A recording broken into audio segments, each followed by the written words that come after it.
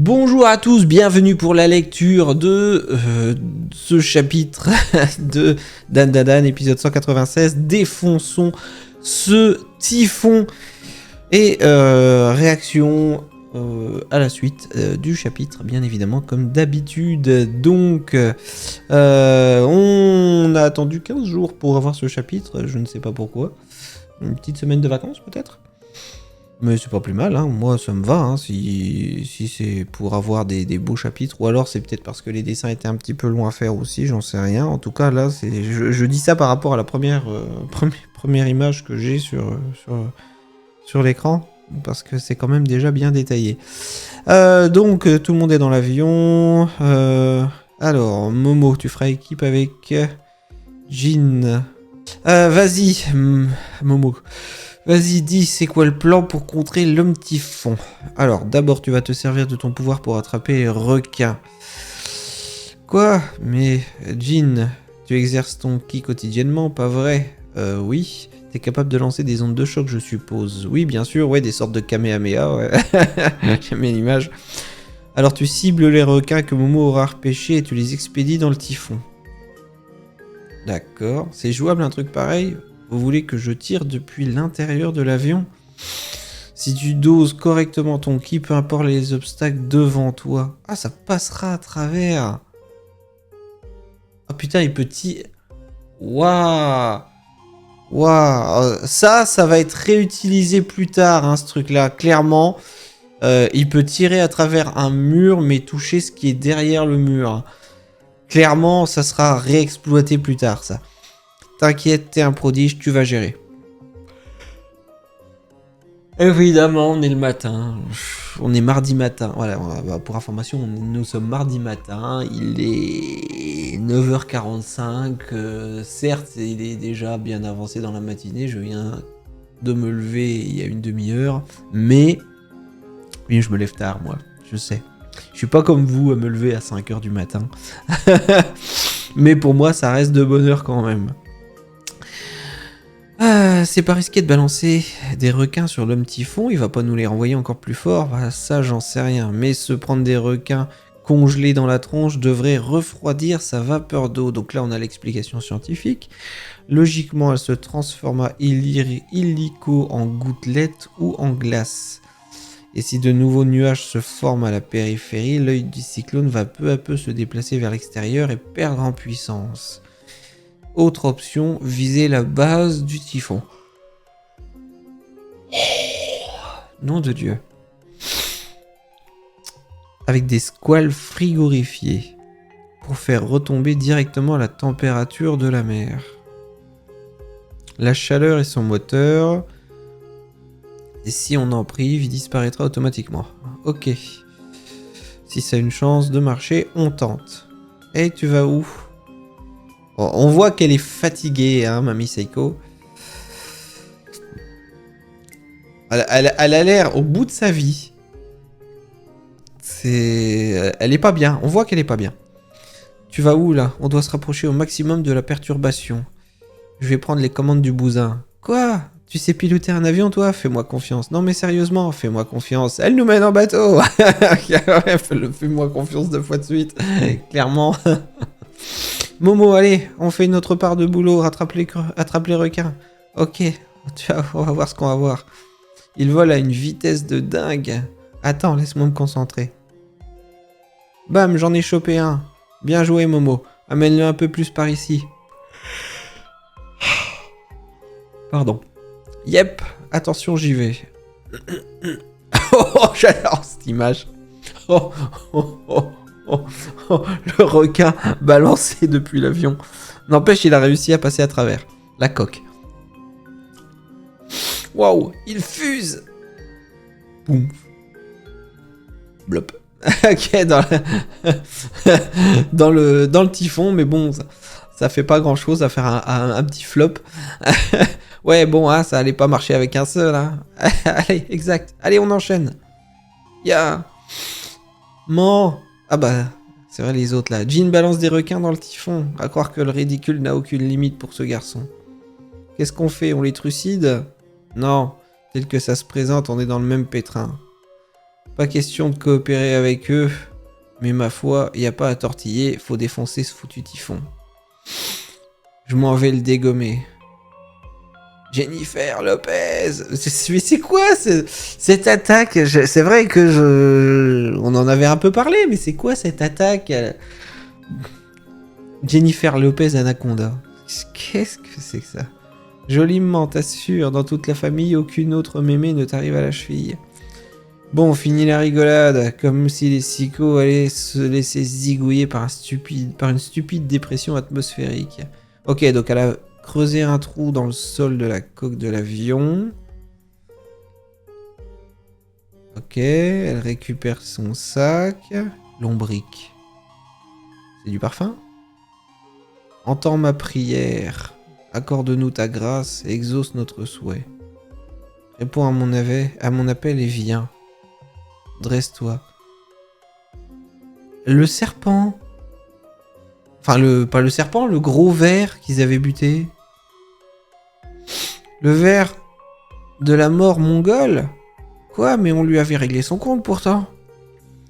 Le grand dieu serpent que nous vénérions depuis 200 ans s'est fait sauvagement étripé par Momo Ayase, mais sa volonté a pu être perpétuée.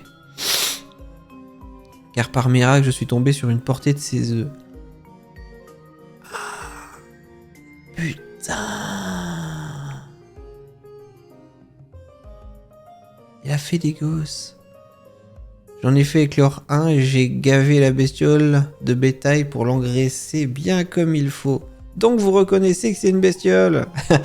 Par contre, faute d'avoir pu lui filer d'humain à bouffer, avec celui-ci, pas d'onde suicidaire ou de décharge électrique, ni de brouillard toxique. Oh, c'est pas plus mal. Comment vous avez fait pour amener ce mastard à bord? Simple comme bonjour. Attends.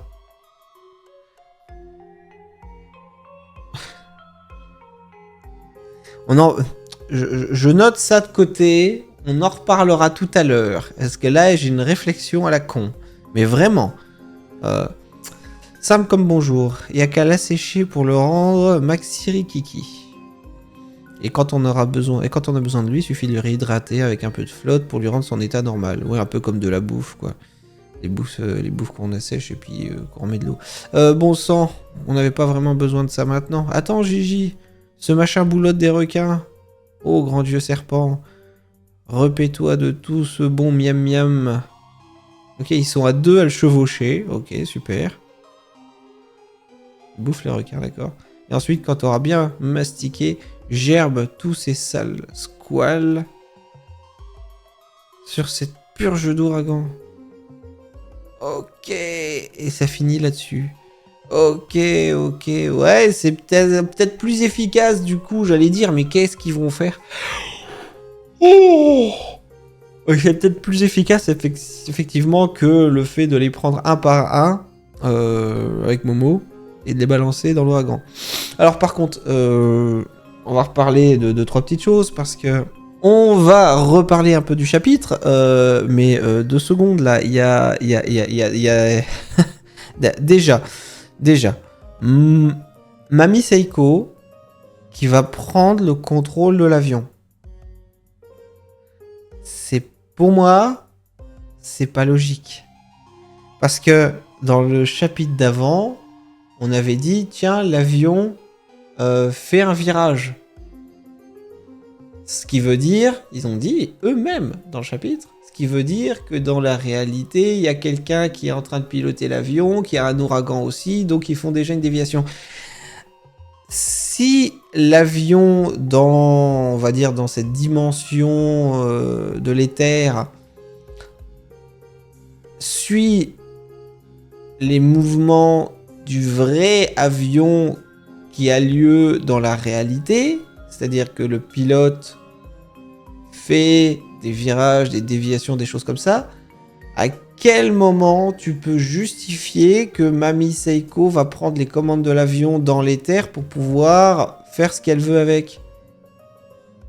Si l'avion suit les mouvements de la réalité, comment c'est possible de pouvoir piloter l'avion dans l'éther? C'est pas possible. Non? On est d'accord? Pour moi, il y a un truc pas normal, c'est pas possible ça. Je sais pas. Dites-moi, vous, votre explication, parce que là, clairement, pour moi, je comprends pas. Et deuxième chose, Gigi est dans l'avion. La grand-mère chevauche le ver à l'extérieur de l'avion, dans un ouragan, avec un avion qui doit aller à plus de 120, 160, 300 km/h, je sais pas combien ça va un avion, aucune idée. Mais avec le bruit de l'ouragan, comment ils peuvent se parler? Parce que clairement, ils sont pas en train de se parler par télépathie là. La Gigi qui parle, qui dit comment vous avez fait pour c'est ça. Là. Et Gigi qui dit mais comment vous avez fait pour amener ce mastodonte à bord?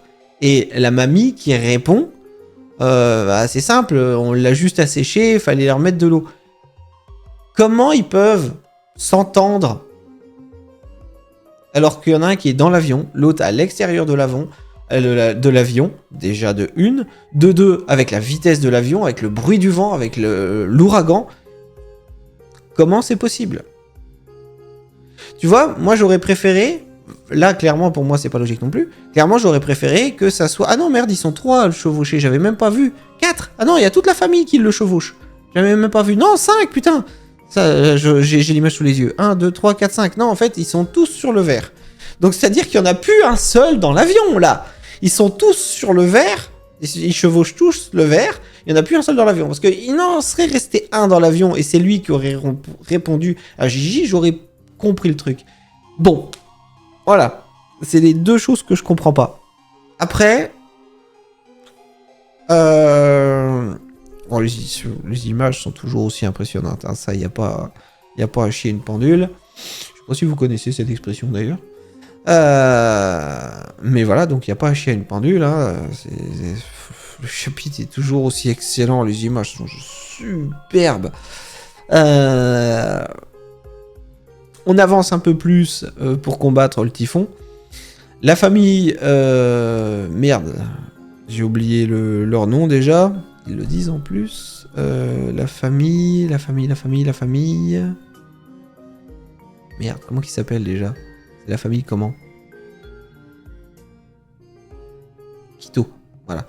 La famille Quito au grand complet. Par contre, je revérifie quand même par rapport aux autres. Non. Ouais, non, ouais, ils sont tous sur le verre. Ouais, il n'y en a pas un dans l'avion. Non, j'en vois plus un seul dans l'avion. La famille Quito, j'avoue, qui se débrouille, ça y est, qui se décide un petit peu de les aider malgré que, normalement, c'était pas prévu.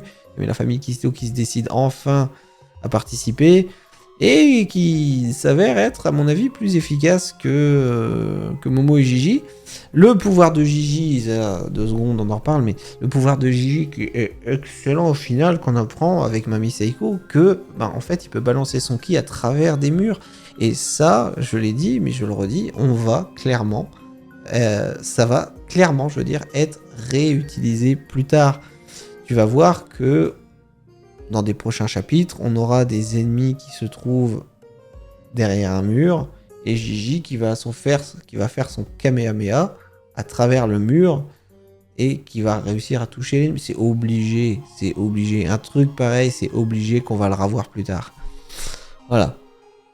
Bon, en tout cas, excellent chapitre. Moi, juste, pour moi, 2 petites incohérences. N'hésitez surtout pas à me dire ce que vous avez pensé de ces 2 choses que je trouve pour moi pas logiques, et de me donner votre avis, parce que si vous avez une explication, j'ai hâte de la connaître, parce que là, moi je l'ai pas. Et j'aime pas quand je comprends pas. Bon, en tout cas, voilà, on a attendu 15 jours, ça vaut le coup, ça avance. Hâte de voir...